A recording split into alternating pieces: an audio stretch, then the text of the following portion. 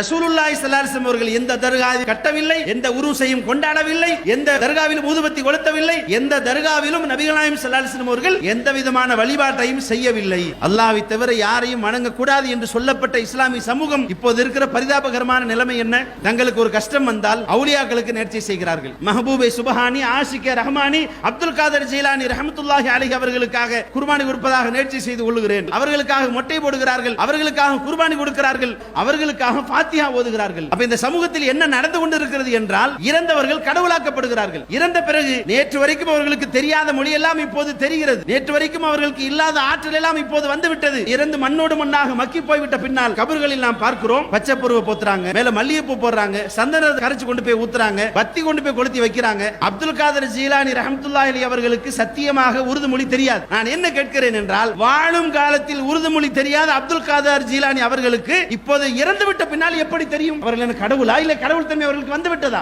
அப்துல் காதர் ஜீலானி அவுலியா ரஹ்மத்துல்லாஹி அலைஹி அவர்கள் மிகச்சிறந்த நல்லடியாராக வாழ்ந்திருந்தாலும் கூட நாம் அவரிடத்தில் கையேந்தலாமா? அவரிடத்தில் பிரார்த்திக்கலாமா?